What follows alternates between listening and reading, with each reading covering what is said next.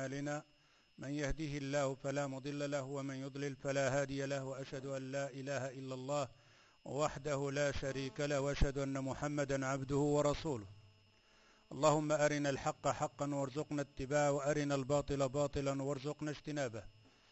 نعم، نحن في سلسلة العقيدة فيما جاء في أهل السنة والجماعة وعلى فهم سلف الأمة.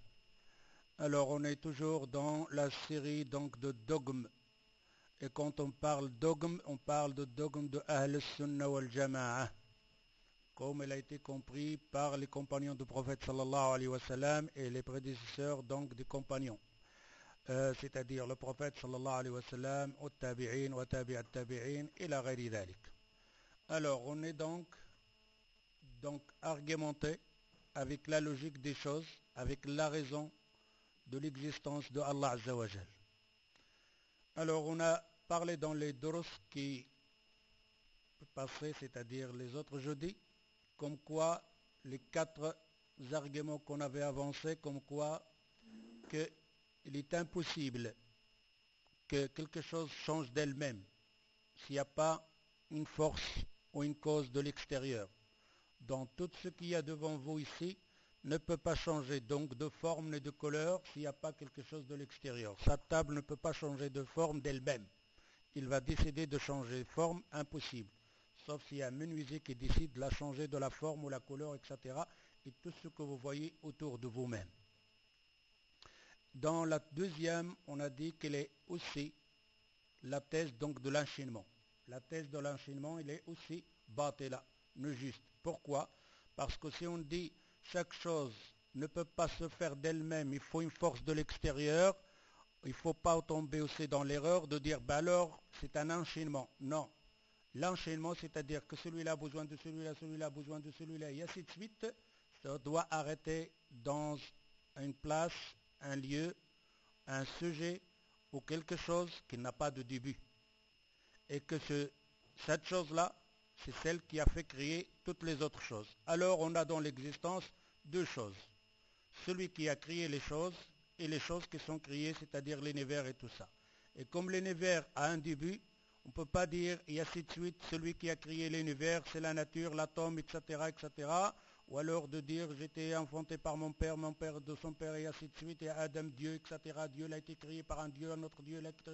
Impossible, ça ne tient pas la route, il faut arrêter quelque part et de dire ce Dieu-là, cette force ici, cette intelligence, cette omniscience, il n'a pas de début, il n'a pas de fin, et c'est elle qui a créé le reste, qui a un début, une fin. La même chose, question donc de Dor, de dire que cette chose a besoin de cette chose et cette chose mêle besoin de cette chose, c'est-à-dire ce verre-là pour qu'il existe, il a besoin de ce livre.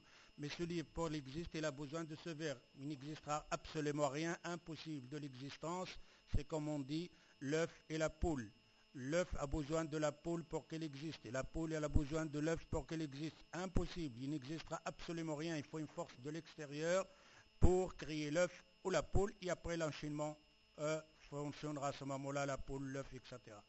Alors on dit aussi la 4e chose, c'est la cause de l'existence. Toute chose ici a une cause.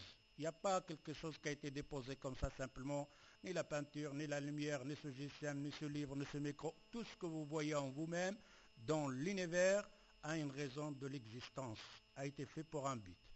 Alors on comprend à ce moment-là que cet univers-là, il a un créateur, automatiquement, puisqu'il n'a pas été créé par lui-même. Alors maintenant on passerait au stade donc de ce que les savants disent sur la science, car on est toujours dans l'argumenté de la logique et qu'on appelle la raison, sans prendre comme argument dalil al-Qur'an ou al-Sunnah. Alors ici je vais me baser sur un livre qui s'appelle Allahu yatajalla fi asr al-ilm. Dans ce livre, il dit comme quoi Allahu yatajalla, Allah il apparaît, Dieu il va apparaître dans la science contemporaine. Alors ce livre ici, qu'un grand savant ou un grand curé qui a fait ce livre-là en posant certaines questions aux grands savants. Alors, ici, on comprend que prendre argument, c'est ce qu'on a devant nous. Nous-mêmes, et l'univers et la nature, c'est un livre ouvert qu'il parle de lui-même, de l'existence du Créateur. C'est-à-dire ce qu'on voit, le ciel et les étoiles, le soleil, la lune, nous-mêmes, les arbres, les animaux, les océans, tout ça c'est un livre ouvert pour celui qui a la raison de confirmer que cette nature nous dit que le Créateur existe et qu'elle a été créée par le Créateur. Alors, ce qu'on va voir dans ce qui va suivre comme Doros, on va voir ce que les savants nous diront dans les questions. On va voyager, un grand voyage dans la nature et l'univers. Premièrement, on va voir les signes dans l'univers, c'est-à-dire dans le ciel, les étoiles, c'est-à-dire tout ce qui est autour de nous. Dans le ciel, on va voir ce que les savants veulent nous dire sur l'astronomie, ce qui est dans le ciel.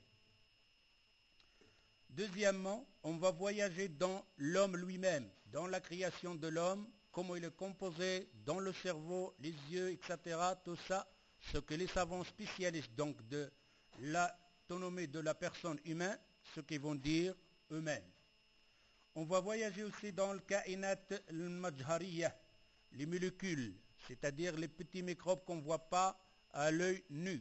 On va voir ce que les spécialistes savants disent sur ces choses-là. كذلك المخلوق العظيم عالم الحيوان. On va voir aussi les grands monstres qui existaient dans le temps aussi.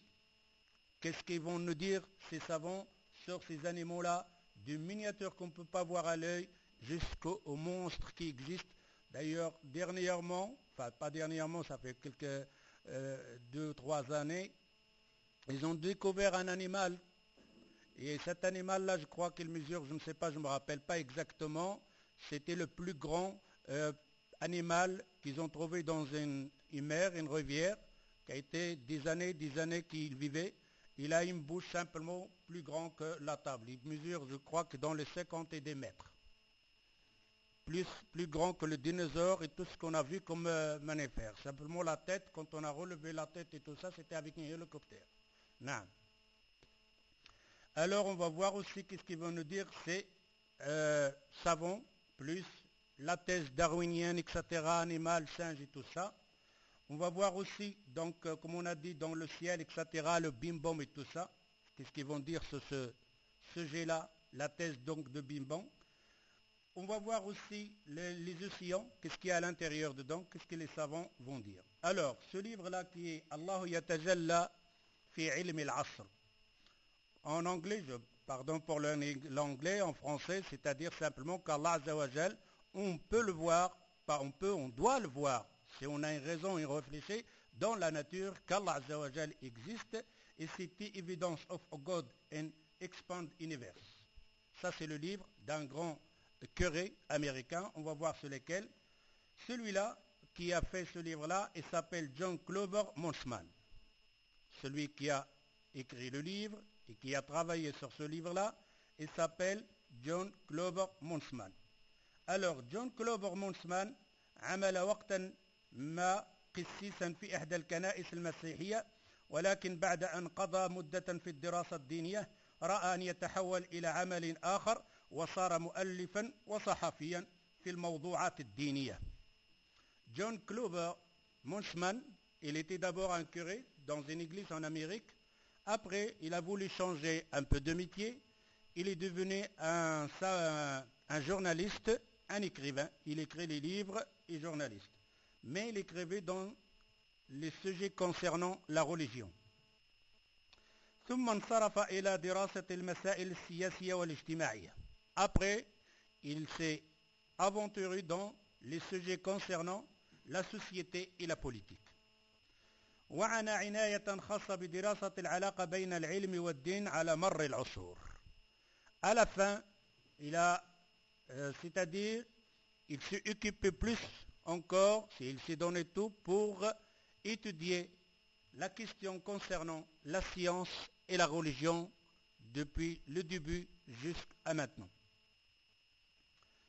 Alors, ce livre-là, il a été traduit par un Égyptien, le docteur Damardash Abdelmajid Sarhan, الأستاذ بكلية التربية بجامعة عين الشمس، حصل على بكالوريوس في العلوم مرتبة الشرف من جامعة القاهرة 1936. Alors celui-là c'est un docteur, celui qui a fait la traduction Damardash Abdelmajid Sarhan. Il a eu le baccalauréat en 1936 وعلى دبلوم معهد التربية العالي للمعلمين, aussi un diplôme donc dans l'éducation élevée en 1938 وعلى درجة الماجستير في التربية من جامعة كولومبيا, aussi dans le magistère dans l'éducation de l'université de Columbia, et ainsi de suite plusieurs diplômes etc. et tout ça. رجع وعلق عليه الدكتور محمد جمال الدين الفندي أستاذ الطبيعة الجوية بجامعة القاهرة. Il a eu sur ce livre-là un commentaire d'un autre docteur, Mohamed Jamal Din Al-Fandi. Celui-là aussi, il a eu plusieurs livres, il a reçu plusieurs diplômes et doctorats, et ainsi de suite.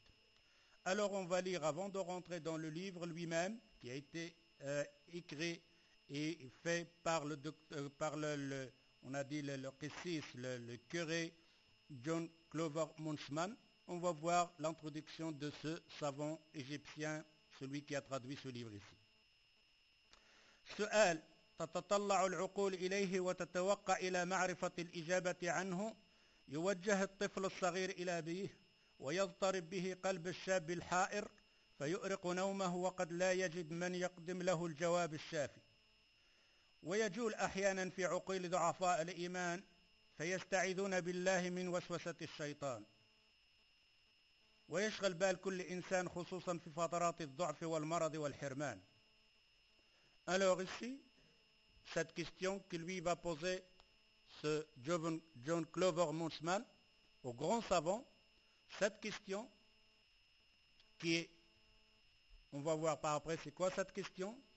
Cette question, est-ce que Allah il existe? Mais lui, John Clover Munchman, il va poser la question aux savants, il ne va pas leur dire est-ce qu'Allah il existe. Il va leur dire votre science. Et chacun dans sa science, son domaine, qu'est-ce qu'il t'a montré, cette science, pour t'amener à croire qu'il y a un Dieu? C'est ça la question. Est-ce que cette science t'a amené à prouver comme Allah il existe, oui ou non? Mais cette question, est-ce qu'Allah il existe? Cette question, il dit le mutarjim, celui